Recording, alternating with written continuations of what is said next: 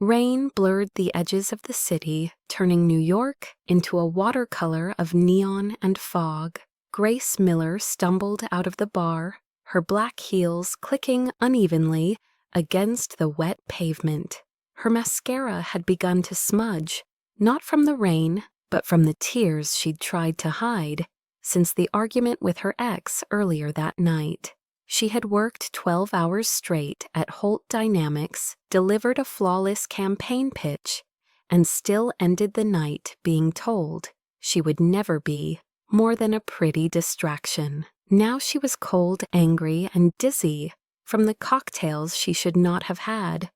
Her breath turned to mist as she muttered under her breath, cursing her luck, cursing the man who broke her heart, and most of all, cursing herself for caring.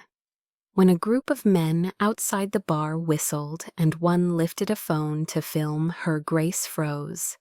"Hey, sweetheart, smile for the camera." Her voice cracked. "Delete that." They only laughed. Panic surged.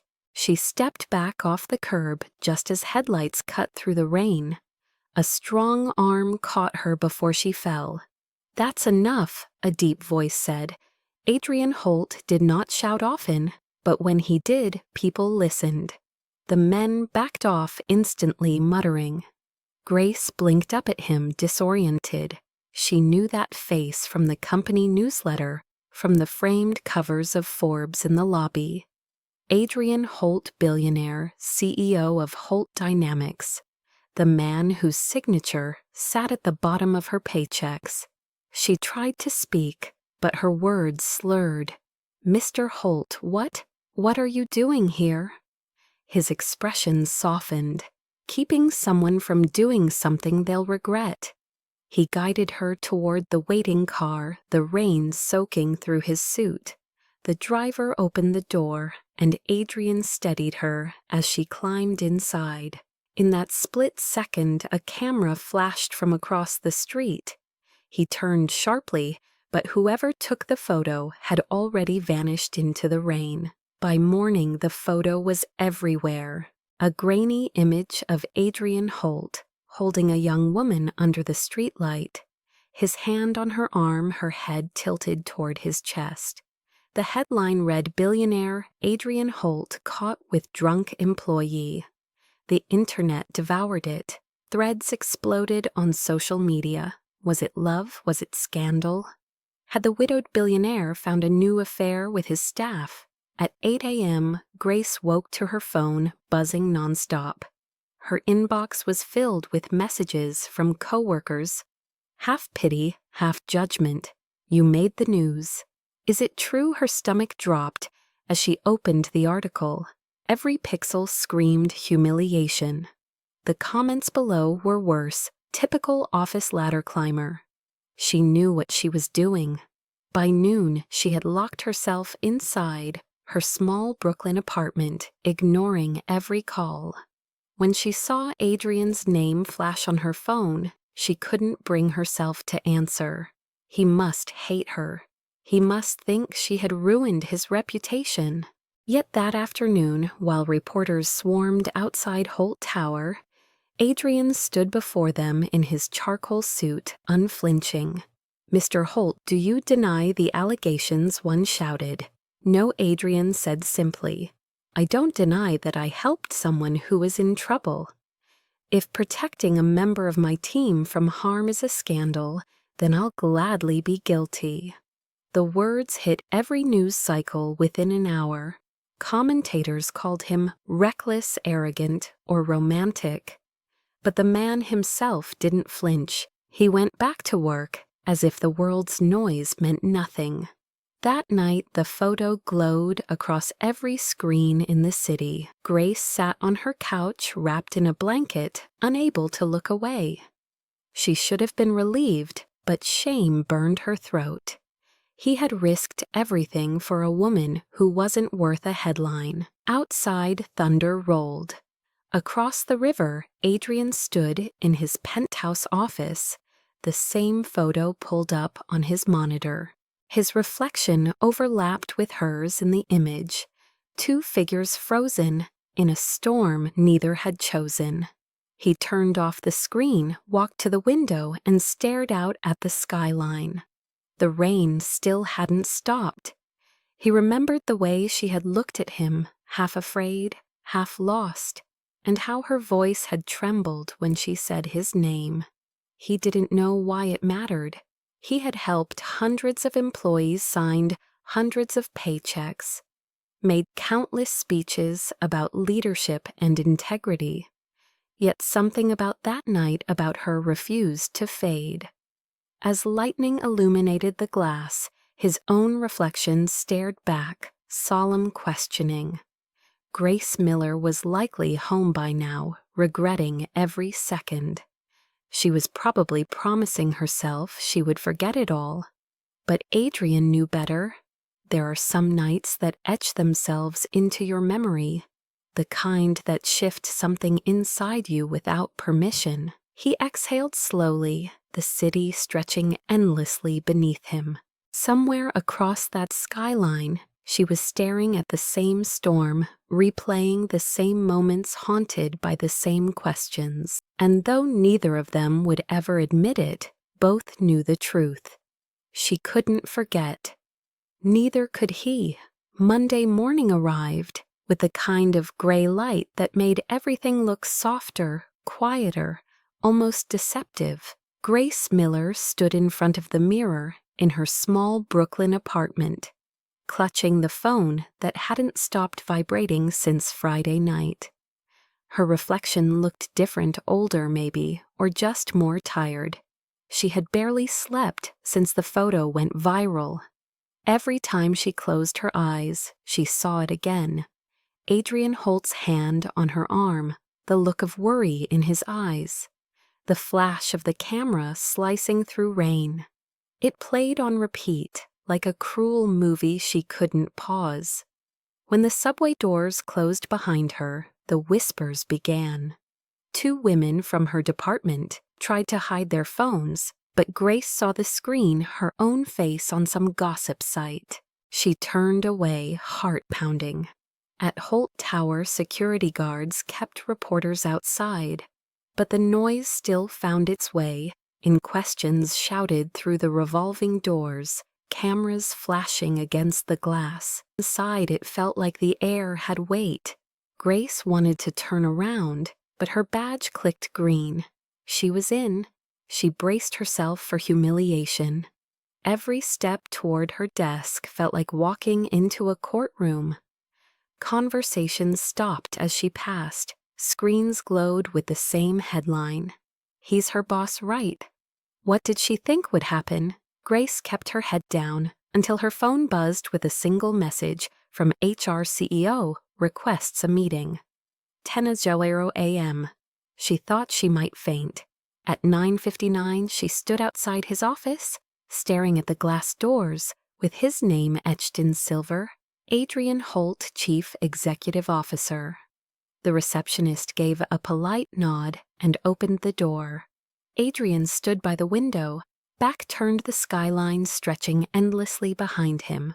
He didn't look like the man from the photo, the one caught mid-rescue under the rain. He looked composed, deliberate, every line of his charcoal suit perfectly aligned. "Sit down, Grace," he said without turning. His voice was calm, not cold, but it carried a gravity that made her obey instantly. She sat clutching her bag on her lap. For a moment, there was only the sound of rain against the window. "I imagine the weekend wasn't easy for you," he said, finally facing her. His eyes were steady but unreadable. Grace's voice trembled. "I am so sorry, Mr. Holt. I never meant to cause any of this. I'll resign today, if that's what you want." Adrian tilted his head slightly, as if studying her. "You think this was your fault?" She nodded helplessly. "If I hadn't been stupid enough to drink, you were off the clock," he interrupted gently. "You didn't cause the storm, Grace, you just got caught in it." She blinked, the words catching her off guard. "But the company, the board answers to me," Adrian said simply. and I've already made it clear that no one here will treat you differently because of that photo. Grace could hardly breathe. He was defending her again. Why, she whispered, "Why are you doing this?" His gaze softened, though his tone remained even. "Because I know what it's like to be destroyed by headlines." The sentence hung in the air, heavy with something she couldn't name. She had read about his wife, Emily Holt, a journalist killed 3 years ago while chasing a story that exposed corruption in a rival company. The scandal had consumed the news cycle for months. Some said Adrian had paid off witnesses. Others claimed her death was his punishment for ambition. Since then, he'd been seen as both ruthless and unreachable a man who turned grief into armor. Grace looked at him differently now. "I'm still sorry," she said quietly. "You shouldn't have to clean up my mess." "It's not your mess," he replied, walking to his desk. "It's mine now." He picked up a folder, scanned it briefly, and handed it to her. "The PR department will release a statement this afternoon. You'll review it before it goes out. No mention of personal details, just facts. We control the narrative, not the noise." Grace stared at the document, then back at him. "You're trusting me with this. You work in communications, don't you?" His mouth twitched, almost a smile. "Seems appropriate." Something in her chest loosened.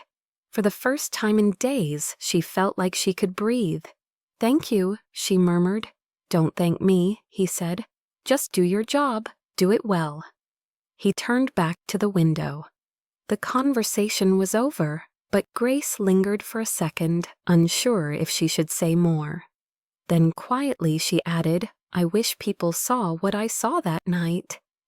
Adrian looked over his shoulder. "What did you see?" "Someone who didn't have to help, but did anyway." He didn't respond, but his eyes held hers for a fraction longer than necessary. When she left the office, felt colder, quieter, like the echo of a storm. Outside, the PR team was buzzing with activity. Grace sank into her chair, heart still pounding, her mind spinning. She should have been relieved. Instead, she felt something stranger, curiosity, admiration, maybe even gratitude, that scared her more than the gossip did. Across the building, Adrian stood alone, watching the rain streak down the glass. He could already see the next headlines forming the spin of narratives, the cost of silence, but none of it mattered as much as he thought it would. Because for the first time in years, he wasn't thinking about loss or legacy. He was thinking about the look in Grace Miller's eyes when she said thank you. That night, as he drove home, the city lights blurred past him like ghosts. He turned on the radio only to hear a reporter dissecting his quote from Friday. "If protecting someone in trouble is a scandal, then I'll gladly be guilty," the voice said. He switched it off, exhaling through a laugh that wasn't really amusement. He didn't know what this was, a distraction, a mistake, or the start of something that might undo him. But he knew one thing some storms don't destroy, they reveal. And somewhere between guilt and grace, he realized the line between who saves and who gets saved isn't as clear as it seems. The week after, the storm was a blur of whispers and flashing lights. Holt Dynamics, once known for its sleek campaigns and spotless reputation, now buzzed under the weight of gossip. Every meeting felt colder, every hallway conversation quieter, when Grace entered the room. Screens dimmed as she passed. She could feel their eyes, their judgment, their envy disguised as pity. In the cafeteria, 2 interns paused mid-laugh when she sat down. One leaned to the other and whispered, "That's her right." Grace forced herself to finish her sandwich, even though she could barely taste it. By Tuesday, she had memorized the sound of silence, the kind that followed her everywhere she went. Her work piled up untouched because no one wanted to collaborate. Her boss avoided eye contact, pretending to be too busy to assign her tasks. HR sent an email reminding employees to avoid personal entanglements that could compromise professionalism. It didn't name her, but it didn't have to. The words cut anyway. Meanwhile, Adrian Holt seemed unfazed. He moved through the office like a calm center of gravity, his composure almost defiant. He was seen in boardrooms at press conferences, even smiling faintly when reporters pressed him about the incident. "Mr. Holt, are you and Miss Miller involved?" one asked. He gave a polite half-smile and said, "We're involved in rebuilding a brand, not in rumors." The line trended on Twitter within hours. Grace saw the clip from her phone, sitting alone on the subway, and didn't know whether to feel grateful or guilty. Every time he defended her, her name resurfaced. Every time he remained silent, the speculation worsened. She wished there was a rulebook for surviving scandal. But all she had was a growing sense of dread. On Wednesday night, she stayed late to finish reports that no one would read. The office was nearly empty when she stepped into the elevator, only to find Adrian already inside. He was still in his suit tie, loosened hair slightly, disheveled, a rare imperfection that made him look human. Working late, he asked, his tone even but quieter than usual. She nodded, trying to stay useful. He gave a small hum, watching the floor numbers blink down. "You're not useless, Grace. Don't let people decide your worth based on gossip." "That's easy for you to say," she murmured, then immediately regretted it. "I mean, it's not," he interrupted. The doors opened to the parking garage, and for a second neither moved. "People forget I've been through this before. The headlines, the half-truths, the vultures waiting to see you bleed. It doesn't get easier. You just stop caring who believes you." Grace studied him in the dim elevator light. There was something raw behind his calmness, something unspoken. Before she could reply, his phone buzzed. He glanced at the screen, sighed, and slipped it back into his pocket. "Can I give you a ride home?" The question startled her. "No, it's fine. I'll grab a cab." "It's raining again," he said simply. "And I'd rather not risk seeing another headline about you wandering through puddles." There was a flicker of amusement in his voice that made her chest tighten. She followed him reluctantly to his car. The air inside smelled faintly of cedar and rain. For the first few minutes, neither spoke. The city glowed beyond the windows, reflections sliding across their faces. Finally, Grace whispered, "You didn't have to defend me again." Adrian's gaze stayed on the road. "I didn't do it for you." That stung more than she expected until he added, "I did it because it was right." She turned to look at him. His jaw was tight, the glow from the dashboard outlining his features in soft blue light. He looked like a man constantly at war with himself. "You make it sound simple," she said. "It isn't." But truth rarely needs an audience. The words sank deep, wrapping around her heart like warmth in the cold. When the car stopped outside her apartment, she hesitated. Rain tapped against the windshield, rhythmic and slow. "I didn't mean to drag you into this," she said finally. "You didn't," he replied. Eyes meeting hers through the shadows. "Maybe I needed the reminder that I'm still human." She smiled faintly, unsure why tears threatened to fall. "Good night, Mr. Holt." "Adrian," he corrected softly.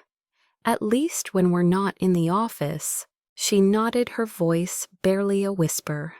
"Good night, Adrian." She stepped out into the drizzle, his words echoing after the car pulled away. Upstairs, she watched from her window as his taillights disappeared into the rain. She told herself she needed to forget it, to forget him, but the memory clung stubbornly. Across town, Adrian parked in his underground garage and sat in silence for a long moment. He replayed the way she had said his name, hesitant but warm, the kind of sound that shouldn't matter, but somehow did. He thought of Emily, his late wife, how she had once told him that kindness was the most dangerous form of attachment. He had believed her then. Now he wasn't so sure. Grace Miller had no idea what she had started inside him, and he wasn't sure he wanted to know either. Yet as he stepped into the elevator, his reflection in the metal doors looked different, less like a man made of control, and more like one haunted by possibility. That night when the city slept, two souls on opposite sides of the skyline stared out at the same rain, each telling themselves to move on, each failing for the same reason. She couldn't forget, neither could he.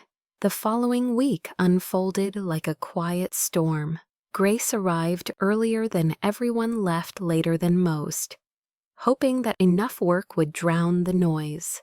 But whispers had a way of seeping through walls. Anonymous comments started appearing on company forums, subtle jabs, disguised as humor. Guess hard work does pay off if your boss drives you home. She ignored them at first, but by Wednesday, the tension was impossible to escape. She found a note on her desk, written in neat cursive. "We all know how you got promoted." She wasn't promoted, but the damage was done. Fear crept into her stomach like cold water. What she didn't know was that Adrian had seen the same note, because she had thrown it away in the recycling bin outside his office, and his eye for detail caught it. That afternoon, while she presented a campaign proposal, Adrian sat silently at the head of the table, but his jaw was tight. The meeting ended quickly, and after everyone left, he said, "Stay for a moment." Grace froze. "Did I do something wrong?" He shook his head, his tone calm but dangerous in its restraint. "No." But someone did. He handed her the crumpled note. Her face drained of color. "I didn't want to cause trouble." "You didn't," he interrupted. "You've been the target of slander. I won't tolerate that." She looked at him, torn between gratitude and panic. "If you confront them, it'll make it worse. They'll think I ran to you." "Let them," Adrian said evenly. "I'm not protecting you because of what people think. I'm doing it because it's right." Later that evening, he called a closed meeting with the department heads. Grace wasn't there to see it, but the message spread fast. Any further harassment toward employees online or off would be grounds for immediate termination. No names were mentioned, but everyone knew. The gossip died overnight. What didn't die was the weight that pressed against Grace's chest. The quiet realization that someone had stood up for her not out of pity, but conviction. 2 nights later, she found herself in the office long past midnight. The city outside glowed like spilled starlight. She had just finished a report when the elevator chimed softly. Adrian stepped out, sleeves rolled, tie loosened. He looked tired, but not defeated, the kind of tired that came from fighting silent wars. "You're still here," he said. "So are you," she replied, trying to smile. "I was just finishing up." He walked over to her desk, the sound of his shoes echoing faintly in the empty space. "You don't have to prove yourself to them, Grace." "I'm not," she said, but her voice betrayed her. "I'm just trying to make things right." He studied her for a moment. "You already have." She looked up then, and for a second neither moved. The air between them felt charged, fragile. He reached over to pick up a loose page from her desk, the movement slow, deliberate.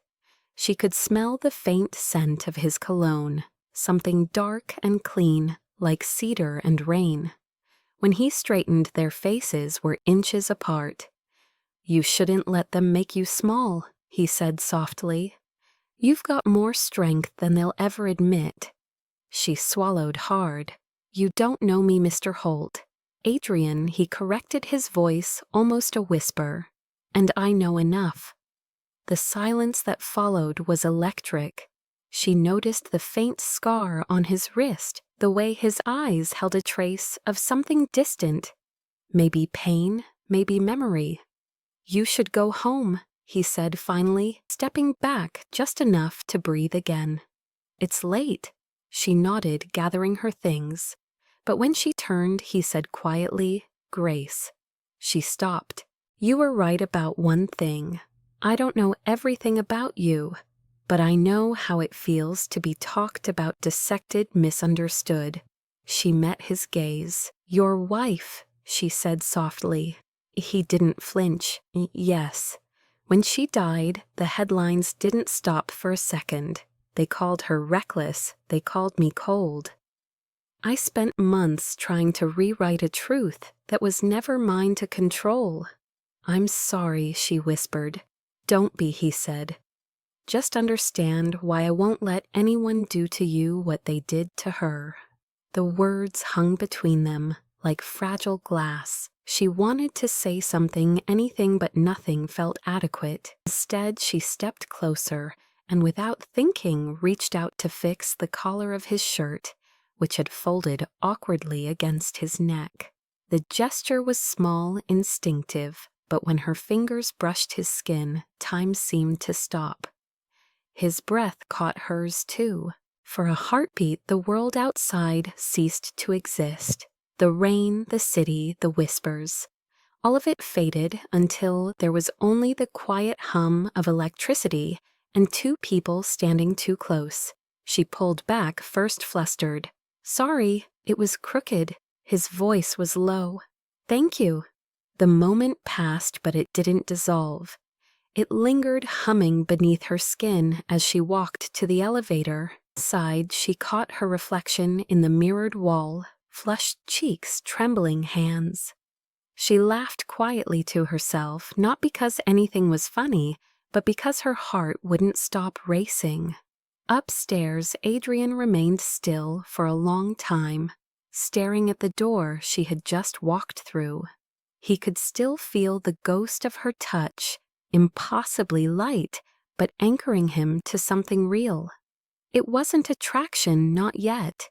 It was something deeper, older, something he hadn't felt since before loss became his language. He sat down at his desk and opened his laptop, trying to bury the thought in work.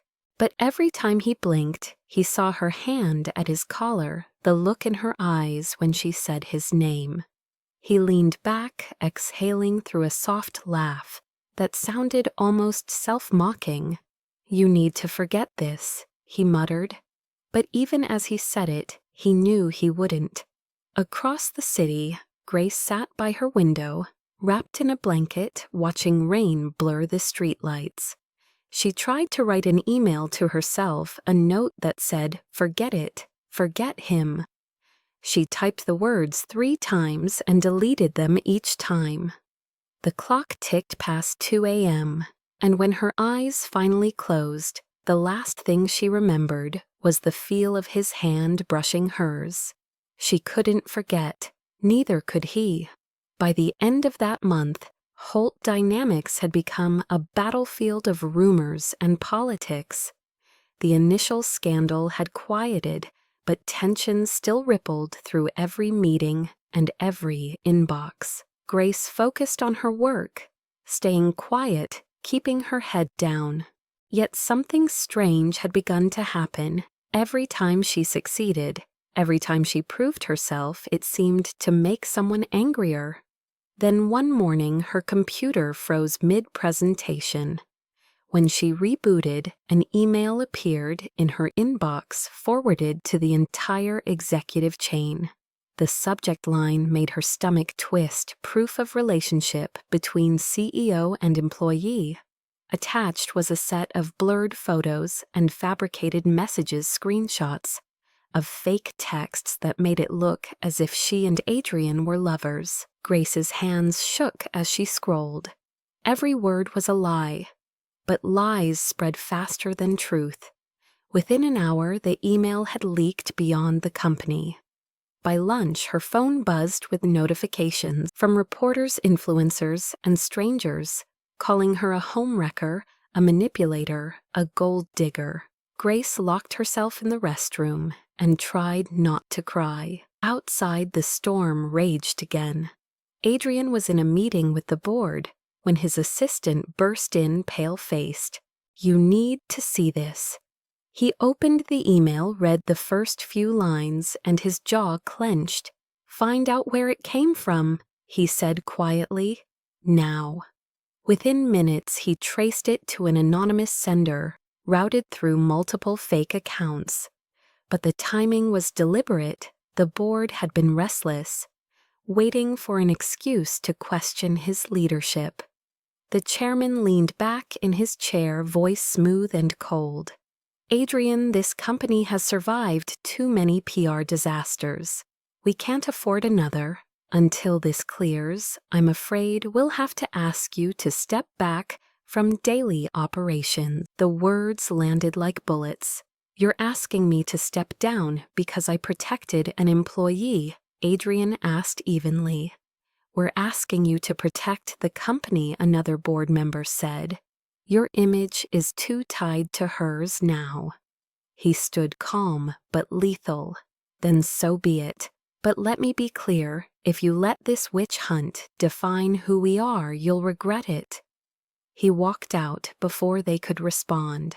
Downstairs, Grace waited outside his office, tears drying on her cheeks. "I'm so sorry," she whispered when he appeared. "I didn't send those emails. I swear to you I know," Adrian said immediately. His tone was steady, not angry. "You don't need to explain, but they're suspending you because of me," she said, her voice cracking. "You can't let them, Grace." He interrupted softly. "Don't apologize for what you didn't do. I've lived through worse storms." She wanted to scream, to make him understand that she hadn't meant to destroy everything he'd built. "Please, there must be something I can do." "There is," he said, eyes steady on hers. "Keep your head high. Don't let them turn your kindness into guilt." Before she could reply, cameras flashed outside the building. Reporters had gathered again, drawn by blood in the water. As Adrian and Grace stepped into the lobby, microphones thrust forward like weapons. "Mr. Holt, do you confirm the allegations? Is it true you and Ms. Miller had a secret relationship? Are you leaving the company because of her?" Grace flinched as a journalist shouted, "Smile for the camera, Miss Miller," just like last time. Adrian moved instinctively, stepping between her and the crowd. "Enough," he said, his voice slicing through the chaos. He took off his suit jacket and draped it over her shoulders. The gesture was protective, not performative.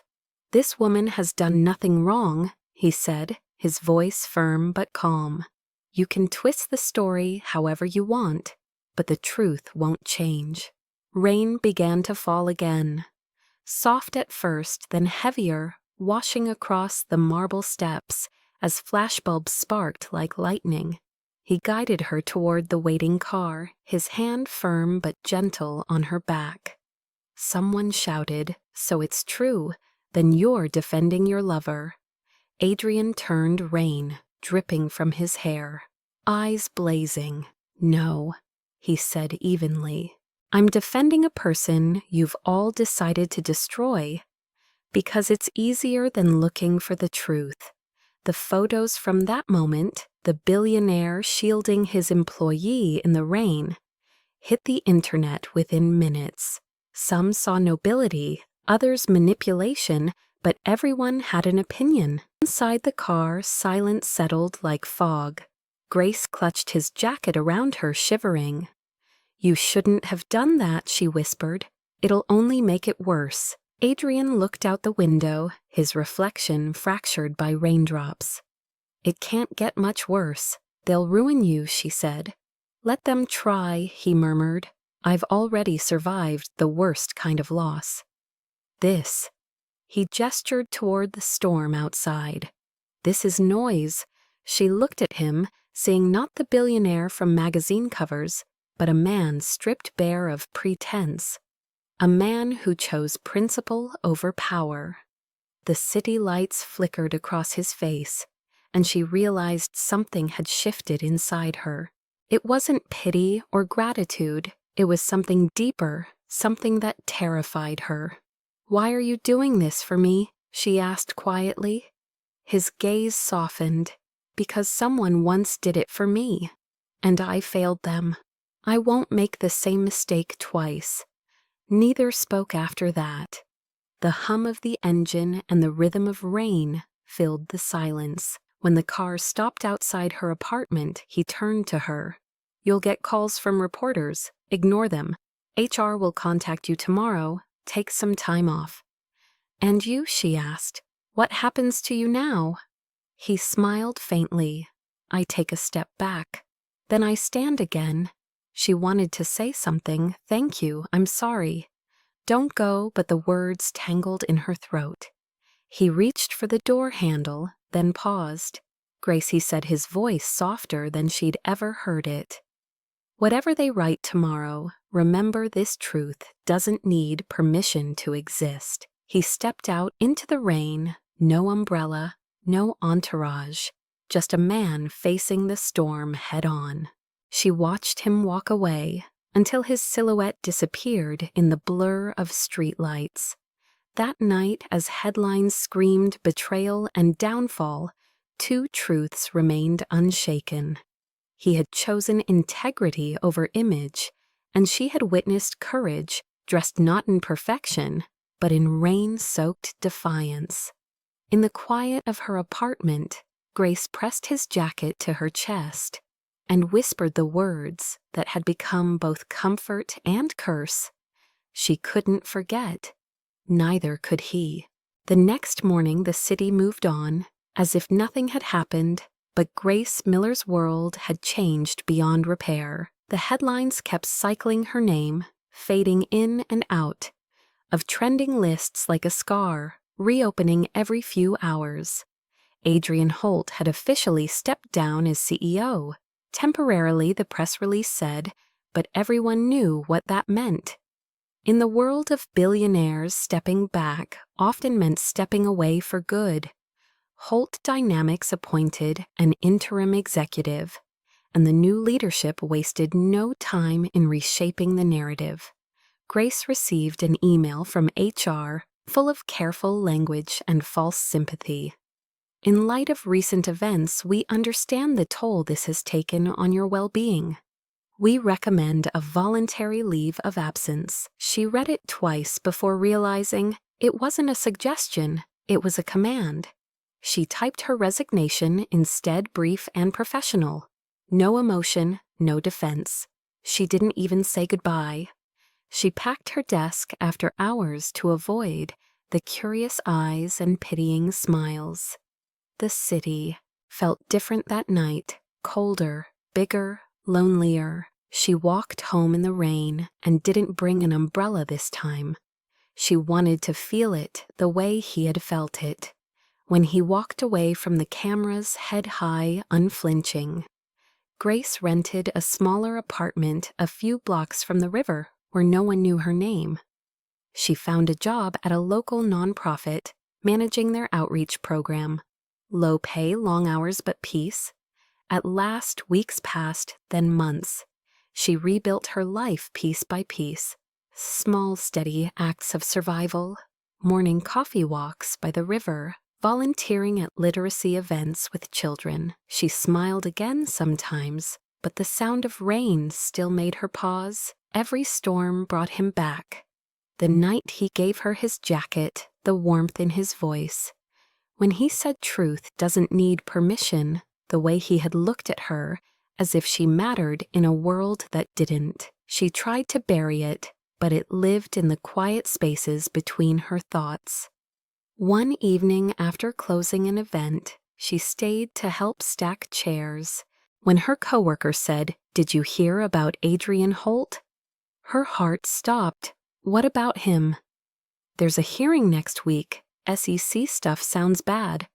I think they're trying to bury him for that leak scandal." Grace nodded, pretending calm, but her pulse quickened. She hadn't seen him since that night. Hadn't dared to reach out, not when she might make things worse. Still, she couldn't shake the thought of him fighting battles alone in those glass towers. His empire was built on precision, but people were quick to forget how fragile even glass could be. She opened her laptop that night, her fingers hovering over the search bar. There he was, his photo, splashed across a business article, the same eyes but harder now. The headline read, "Holt Investigation Intensifies Former CEO Silent." She scrolled through paragraphs of speculation, corruption, data breach, manipulation of press, but none of it sounded like him. Not the man who had stood in the rain and said he'd gladly be guilty to protect someone. She closed the page and sat in the dark tears she hadn't planned sliding down her cheeks. She told herself it wasn't her fight, not anymore. He had his lawyers, his wealth, his armor. He didn't need her. But then a thought came uninvited. If the storm that ruined her career was the same one breaking him, maybe the only way to make peace was to stop running. Grace took a leave from the nonprofit, telling them she needed time to care for family. No one questioned it. She packed a small bag and boarded a train back to Manhattan. The city skyline looked like a confession under the sunset, sharp, bright, and full of ghosts. She didn't know what she would say if she found him, but she had to try. She walked past Holt Tower, its gleaming doors, unfamiliar, under new management. His name was already gone from the marble wall. She found out from an old colleague that he'd sold his stake and disappeared from public life. They said he spent his time quietly funding independent journalism, the kind that couldn't be bought. The irony wasn't lost on her. The man accused of manipulation, now supporting truth. She smiled faintly. It fit him perfectly. Days turned into weeks. Grace returned to her quiet work, but her world remained split between two silences, her own and his. One night after a long day at the community center, she found herself walking along the river again. The city lights shimmered across the water, the same color as memory. She stood there, coat wrapped tight, whispering to herself, "You said storms reveal who we are. Well, maybe they also show what we can't let go of." The wind carried her words into the distance. Across town in a brownstone, tucked between bookstores and cafes, Adrian sat in his study alone. A small television played news on mute, his face still appearing in montages about the fall of a media titan. He ignored it instead, staring at the framed photo on his desk. A still from that night in the rain, the jacket around her shoulders, the defiance in his eyes. He had kept it not out of vanity, but as a reminder of what mattered. The empire was gone, the title stripped, but somehow he didn't miss any of it. What haunted him was her absence. He'd told himself she was safer far from him, but late at night, when the rain returned, he could almost hear her voice, soft, uncertain, full of light. She couldn't forget, neither could he. That truth sat between them like unfinished music. Grace didn't know if she'd ever see him again. Yet deep down, she believed some stories don't end. They just go quiet, waiting for the right moment to begin again. 3 months passed before the city gave them a reason to meet again. And when it did, it wasn't through business or scandal, but something quieter, almost poetic. The invitation arrived in Grace's inbox late one night. While she was reviewing donation reports, a new community arts center in Queens was hosting its grand opening, a nonprofit space for underprivileged students to learn design and media, funded by the Holt Foundation. She stared at the name for a long time. The Holt Foundation had been dormant for years, until recently restructured under new leadership. She knew who that meant without allowing herself to think. She RSVP'd yes. The morning of the event, the sky was clear, sharp blue, the kind of New York day that smelled like second chances. The community hall buzzed with students, parents, donors, and journalists. Grace blended into the crowd, wearing a simple navy dress, her hands trembling slightly around a paper program. When the MC took the stage and announced, "Please welcome the visionary behind this project," Mr. Adrian Holt, the air seemed to shift. He stepped forward no longer in the armor of a CEO, but in a dark open-collar shirt sleeves. Rolled his expression calm, grounded, human. The applause washed over him, yet he seemed to look past the crowd, scanning faces until his eyes found hers. Grace froze. Her instinct was to look away, but she couldn't. His gaze held hers for just a second, long enough to make the world blur back into silence. He continued his speech with practiced ease, speaking about opportunity, the importance of rebuilding trust, the responsibility of using power to serve, not to control. This place exists because every person deserves a second chance. He said, his voice steady, but laced with something that wasn't in the script. Sometimes redemption isn't found in boardrooms or headlines, but in small rooms like this, where truth can start again. The audience applauded, but Grace could barely breathe.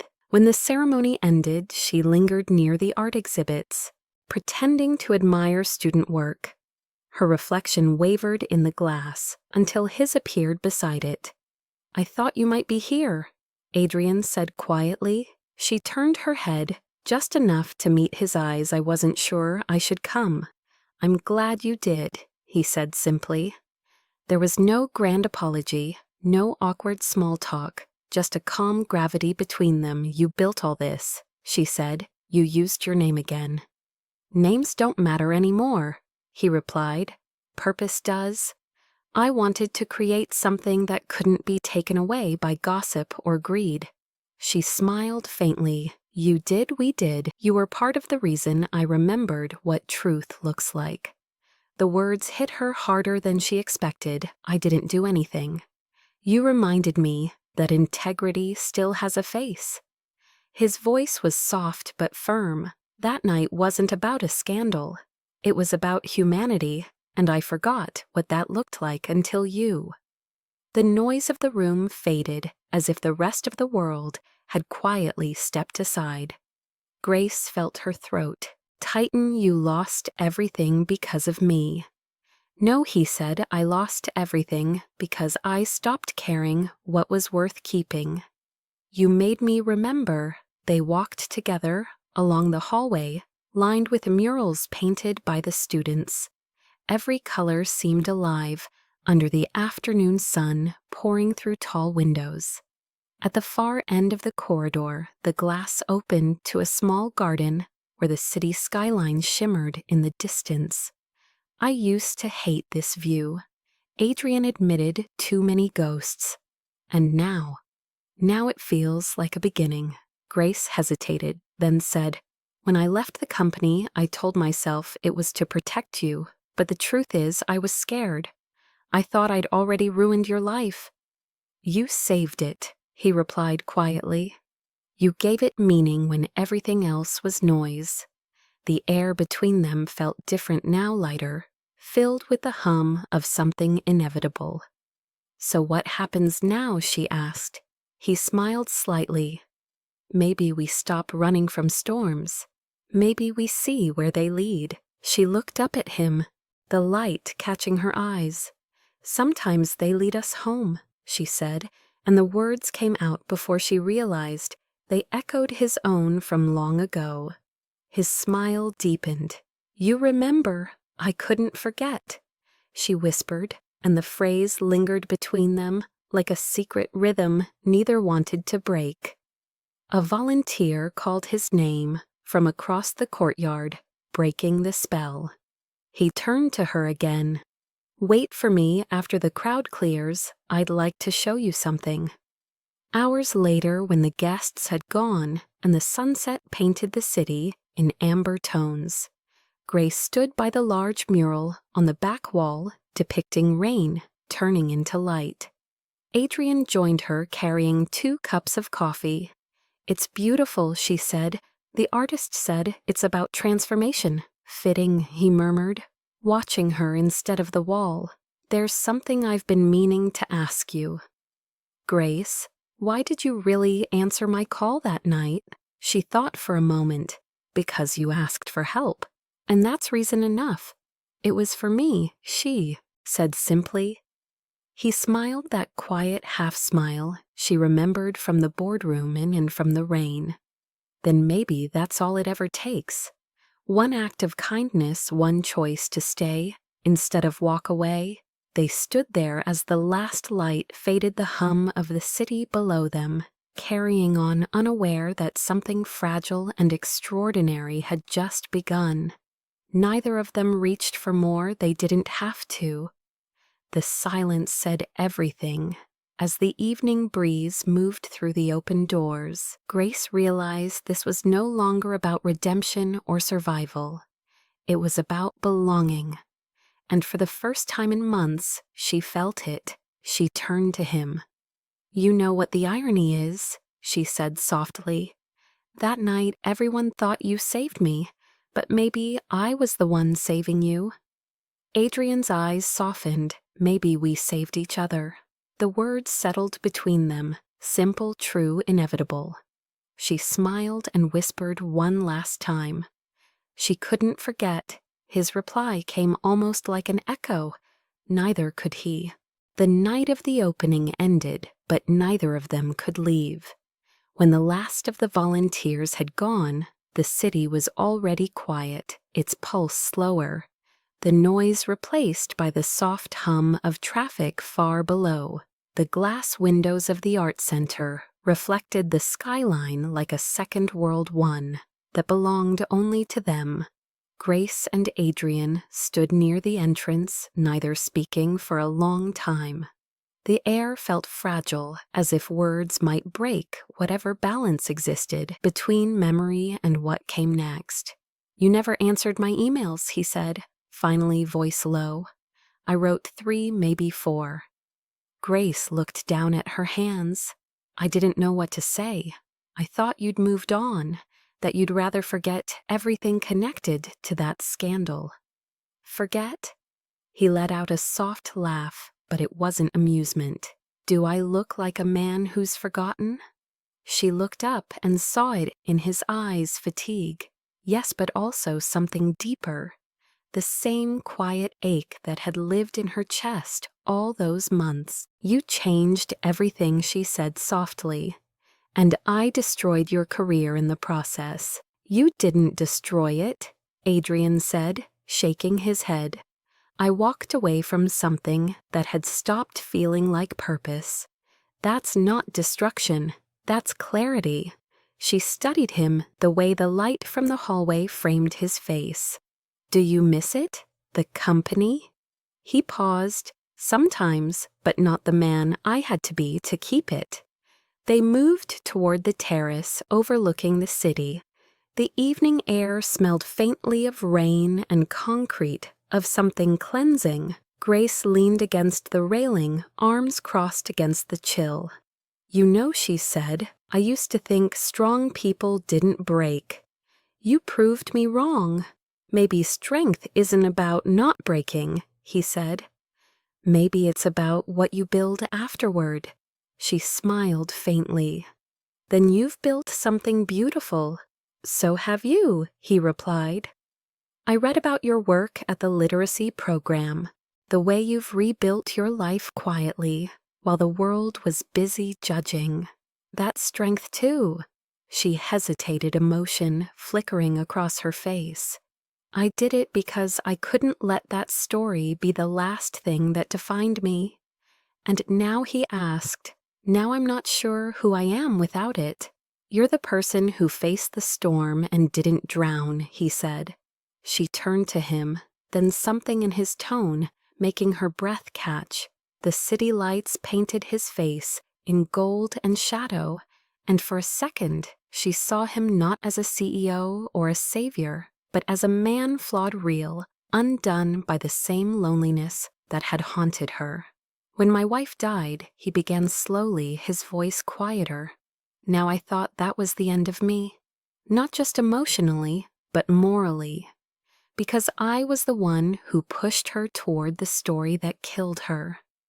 I told myself that success could justify sacrifice, but when I lost her, I stopped believing in redemption. Grace's throat tightened. And now I believe people come into our lives to remind us that redemption isn't found in achievements. It's found in how we choose to care again. He met her gaze. You made me care again, Grace. That night you made me human. Her eyes glistened. You don't have to say that. I'm not saying it because I have to, he said. I'm saying it because I've spent months trying not to. The silence between them grew heavy electric. Grace stepped closer, their reflections merging in the glass wall behind them. And what if I told you that I still wake up some nights thinking about that rain? About the way you looked at me like I mattered? Adrian's jaw tightened. Then I'd tell you that I've done the same. But why, she whispered. We barely knew each other. Sometimes knowing someone isn't about time, he said. It's about the moment you meet them and everything inside you shifts.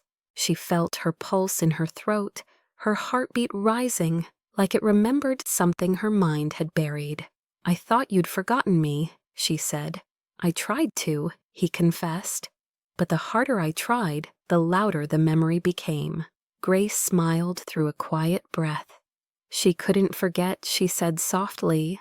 Neither could he finished almost reverently. They stood there in stillness, the city breathing around them. A light drizzle began to fall, dotting the glass soft and rhythmic, like applause from the heavens. Grace stepped forward, close enough that she could feel the warmth of his breath. So what do we do now, she asked. We stop pretending we're fine without each other, he said simply. For a moment, she closed her eyes, the sound of his voice wrapping around her like the rain itself. When she opened them, he was closer. You taught me what kindness looks like, he whispered, what courage feels like. And you showed me that vulnerability isn't weakness, she replied. His hand brushed against hers on the railing, hesitant then certain. She didn't pull away. The touch wasn't about passion, it was about recognition. Two people finding their reflection in each other's fractures. For a long time they stayed like that, fingers barely touching, silence doing all the speaking. If I could rewrite that night, she murmured, I'd still answer the call. And if I could rewrite everything after it, he said, I'd still walk into the rain. She smiled, tears slipping down her cheeks unnoticed. Then maybe we were meant to break first so we could rebuild right. He nodded, eyes glimmering with something that looked like peace. Redemption doesn't erase the past, he said. It just changes how it ends. When she leaned her head on his shoulder, the weight between them lifted. The pain didn't disappear, but it transformed grief, softening into grace. For the first time since that fateful night, both of them felt still. The world outside went on with its noise and lights, but in that quiet corner of the city, two broken people learned how to breathe again. And as the rain slowed and the night settled into calm, she whispered one final truth. that neither of them would ever unlearn. "We didn't save each other," she said. "We reminded each other what saving looks like." He smiled, pressing a soft kiss against her hair. "Then maybe that's enough." The echo of her voice lingered in the dark, timeless and sure. She couldn't forget. Neither could he. By the end of summer, Holt Dynamics was no longer a corporation, haunted by scandal, but a company in quiet recovery. The world had moved on, as it always does, leaving behind fragments of truth for those who lived it to rebuild. Adrian Holt had been cleared of wrongdoing after the investigation, found the leak was an internal sabotage orchestrated by a jealous executive seeking control of the company. Yet Adrian refused to return to his old throne. Instead, he redirected his wealth into a foundation that funded ethical journalism and women's education in media. Grace was the first person he called when it was time to form the communications division. "You know how to tell stories that heal," he told her over the phone. "That's exactly what this needs." Grace hesitated, but curiosity won. She joined 6 months after, walking away from Holt Dynamics. The office was small, bright, full of young interns with idealism in their eyes. It felt alive, not like the marble fortress of corporate ego she'd once known. Here words mattered more than image, and people more than numbers. Adrian worked beside his team, no longer above them. He was still intimidating in his quiet authority, but the edges had softened. When he entered a room, the air shifted, not out of fear but respect.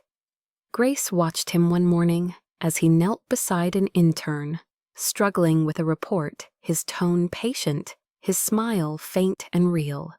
She realized then that the man once accused of arrogance had learned humility in the fire of loss. Their partnership evolved naturally.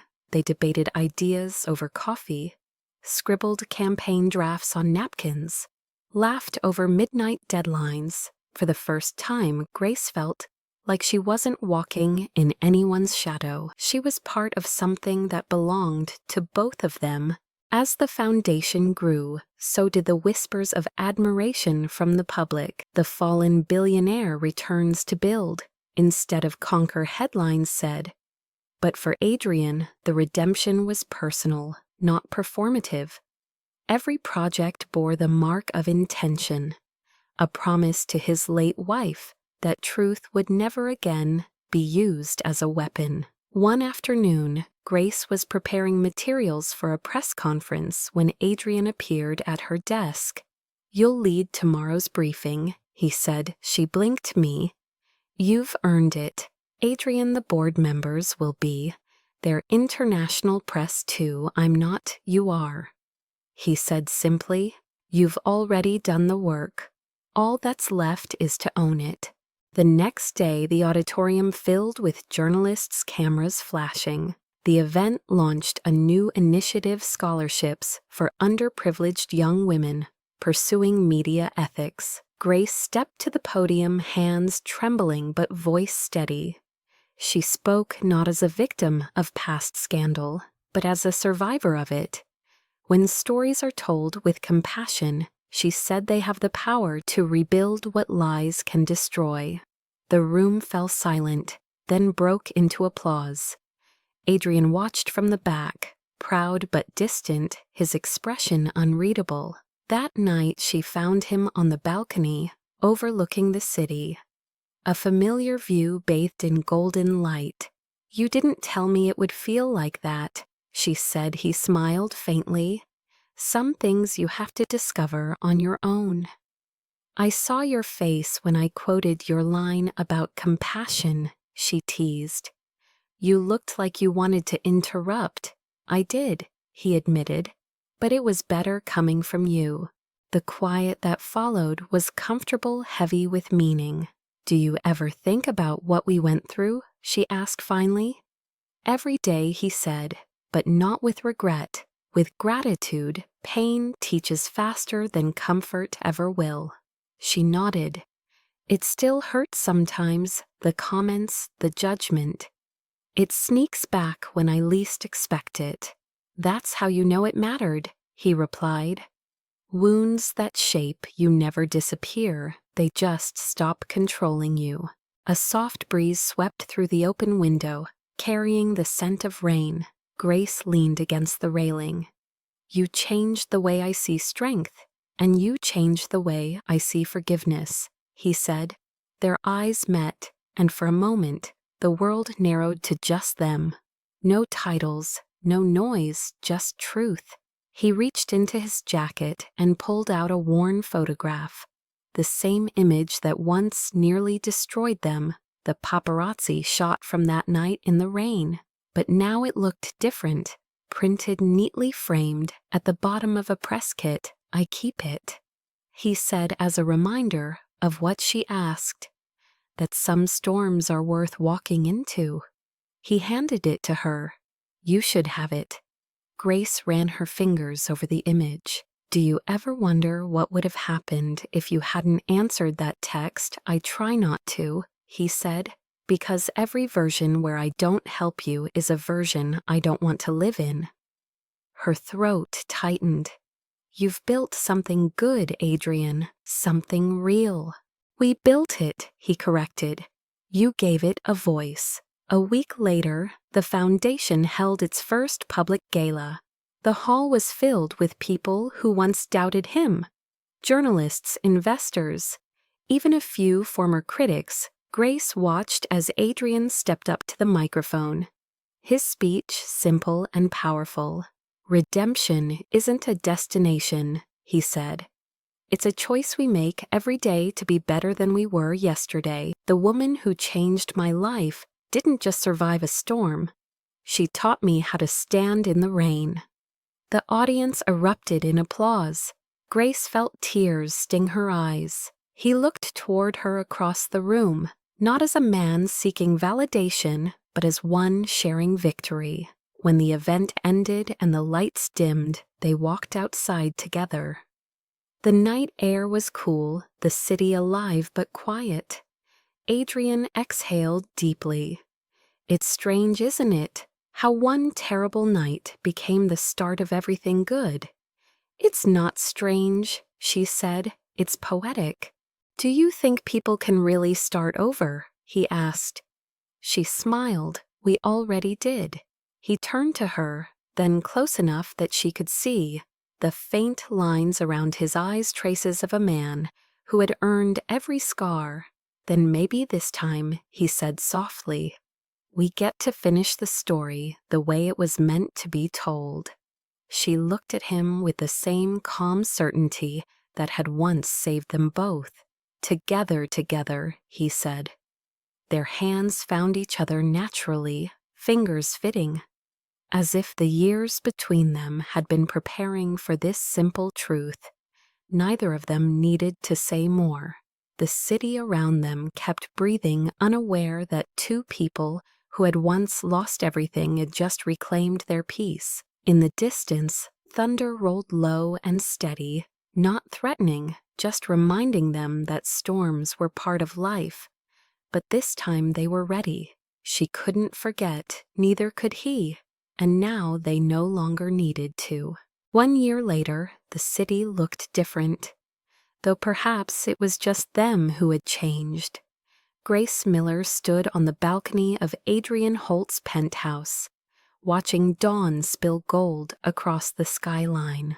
The same skyline that had once felt like judgment now shimmered with possibility. The apartment behind her was no longer the cold, minimalist space it had been when she first stepped into it that fateful night.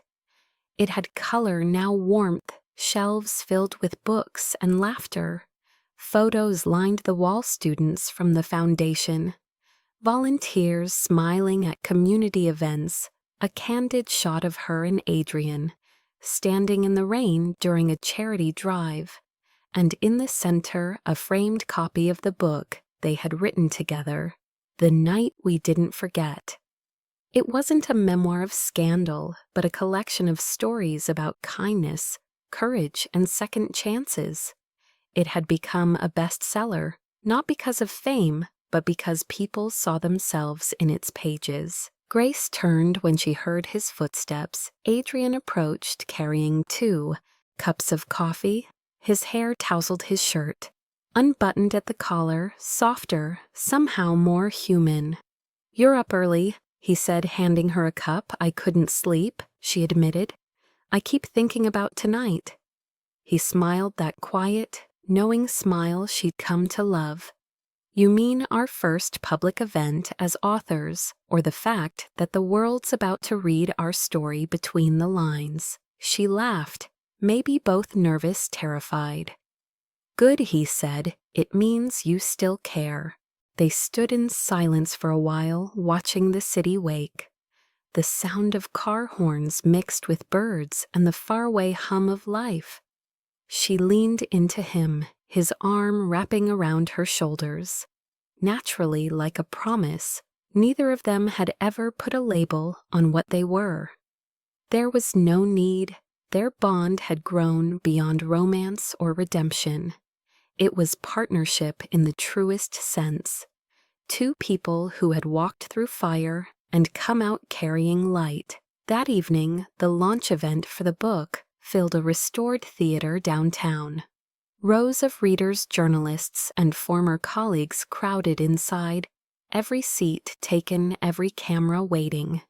Grace felt her heart race as she stood backstage, hearing the murmur of anticipation.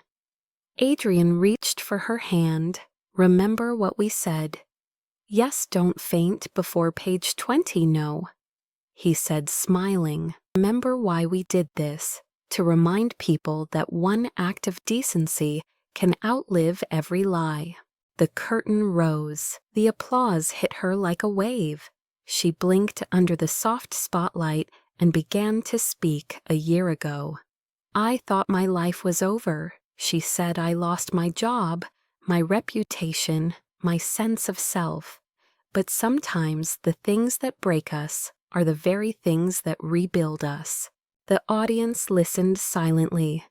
When she introduced Adrian, the cheers grew louder. He walked to the microphone, his voice calm, resonant. "Most of you know me for the headlines, for the scandals, the silence, the fall. But what I want you to remember isn't the fall. It's what came after. Because sometimes the most powerful redemption is found not in grand gestures, but in quiet acts of humanity. When I saw Grace Miller in the rain that night, I didn't save her. I saw myself reflected back in someone who still believed people could be good, and that belief saved me." Cameras flashed, but neither of them cared. They weren't performing, they were testifying. When the event ended, the audience stood clapping for nearly a minute. Not for fame, but for hope. Afterward, they signed books for hours, people sharing their own stories of mistakes and forgiveness. A woman in her 50s leaned across the table, tears in her eyes. "Your story reminded me that it's never too late to be kind," she said. Grace smiled, her own eyes shining. "That's all we ever wanted." When the hall finally emptied, they stepped outside into the cool night air. The rain had started again, soft, steady, familiar. "It's poetic, isn't it?" Grace said. "Every time something ends, it rains. Or maybe it's the world washing itself clean." Adrian replied. They walked hand in hand through the wet streets, the city around them blurred into streaks of light, reflections dancing in puddles. "You know," she said, "sometimes I still think about that photo, the one that started it all, the one on the cover of the book. Yes, it used to haunt me. I hated how it defined us. Now it feels like proof that something good can come from chaos." "It's more than proof," he said. "It's a beginning disguised as an ending." They reached the plaza where the Velvet Lounge once stood, now replaced by a cafe lit with warm lanterns. She stopped, looking through the glass where strangers laughed over drinks. "Right there," she said softly. That's where you found me. And where you found me, he replied. I just didn't know it yet. They sat on a bench under the awning, rain drumming overhead. Grace watched the reflections ripple in the puddles. Do you ever think about what would have happened if that photo hadn't gone viral? We'd both still be pretending to be people we're not. Adrian said simply, so I'm glad it did. She smiled. You're the only billionaire I know who's grateful for a scandal. Maybe I was never meant to be a billionaire. Maybe I was meant to be someone who understands what loss costs. She turned toward him, her expression soft. You already are. He reached into his coat pocket and pulled out a folded letter, the edges worn. I found this while cleaning my office last week. He said it's from my wife. She wrote it before her final assignment. I never read it until now.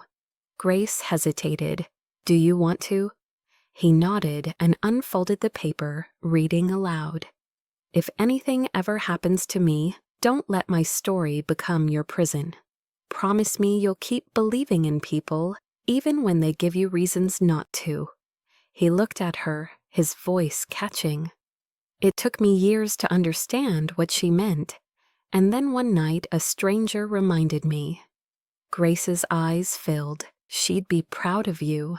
She'd be proud of us, he said, of what we built, of what we refused to let die. They sat in silence for a long moment, letting the words settle. Then she whispered, We turned a night of shame into a lifetime of purpose. He smiled, and we didn't let the storm write our ending. The next morning, the newspapers covered the launch, not with scandal, but with praise. The Night We Didn't Forget hits bestseller charts, reminding readers that Grace, both the woman and the word, can change everything. Adrian read the headline over breakfast, shaking his head. They finally got it right. For once, she teased. Though I still prefer the handwritten notes from readers. Me too, he said. Especially the one from the kid who said he wants to grow up, to build truth, not money. That one made me cry. You always cry, he said gently. That's why this works. She laughed softly and leaned against him. You know you never actually asked me to stay. He set his coffee down, eyes warm. I didn't need to. You already did. Later that week, they attended the opening of another center under the foundation's name. This one focused on training single parents in creative work.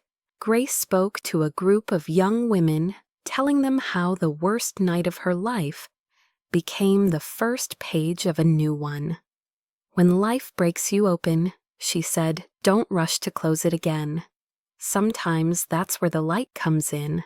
Adrian watched her from the back, his chest tight with admiration. He realized love wasn't a grand declaration. It was this, watching someone find their strength and knowing you'd been part of their becoming. When the crowd dispersed, he walked up to her. You were incredible, he said. You make me believe that everything we lost was necessary. Maybe it was, she said. Maybe it's how the universe resets us. That evening, as they drove home, the rain turned to mist. The skyline shimmered like glass around them. Grace looked out the window, then turned to him. You ever think we'll stop being haunted by that night? No, he said, but I don't want to. It's not a ghost anymore. It's a guide. She smiled, then let it lead us home. When they reached the apartment, the city had gone quiet. The air smelled of wet concrete and peace. Adrian opened the door and let her step inside first. The walls glowed with soft light, the framed photo still hanging above the piano. The infamous image that had once broken them, now surrounded by photos of joy, laughter, life. Grace touched the frame, her voice soft. That night was supposed to ruin us. It did, he said, stepping behind her. It ruined the parts of us that were afraid to love. She turned her head, meeting his gaze. And what's left, everything worth keeping? They kissed then, not with desperation, but with recognition, like two survivors honoring the storm that had brought them to shore. Outside the city, lights blinked, rain shimmered on the glass, and somewhere deep in the hum of New York, the echo of that night lived on not as scandal or sorrow, but as proof that even the darkest moments can become the start of something eternal.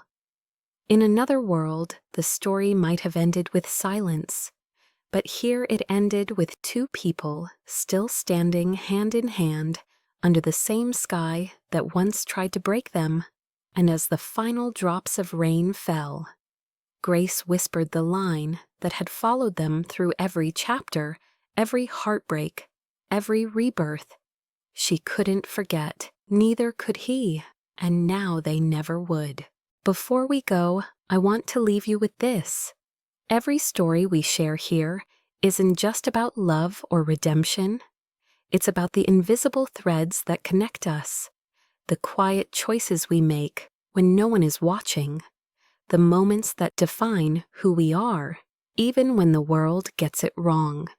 If this story moved you, reminded you of someone you lost, or someone who saved you, then don't let it end here. Share it. Let someone else remember that kindness still exists, because somewhere right now there's a Grace out there trying to rebuild, and an Adrian trying to forgive themselves for the past. And maybe your comment or your share is the bridge that helps them find hope again. If you've ever been judged for one mistake, if you've ever felt small because of what people said about you, then remember this: you are more than your worst night. You are the proof that storms can cleanse, not just destroy. And if someone ever stands up for you in the rain, hold on to that moment, because it means the world still has good people in it. So tell me below, what part of this story stayed with you? Was it the fall or the forgiveness, the loss or the love? I read every comment, and your words help build this space into what it's meant to be, a home for stories that heal. Don't forget to subscribe so you never miss the next one, because the next story might be yours. Maybe you'll see a little of yourself in it. Or maybe it'll remind you that even when life knocks you down, second chances are real. And sometimes the person you least expect becomes the reason you start believing again. Till then, be gentle with yourself. Be brave enough to care, even when the world tells you not to. Because love, the quiet, steadfast kind, has a way of finding those who refuse to stop hoping. So share this story if it touched you. Drop a heart in the comments if you believe in redemption, and tell us where you're watching from. I promise, every story you send back helps light another corner of this world. You're part of this journey now. You're part of Emma's stories. And remember, even when the world forgets the good you've done, even when it tries to name you by your scars, keep walking through the rain. Some storms are not meant to drown us, they're meant to wash us clean. She couldn't forget, neither could he, and maybe neither should we.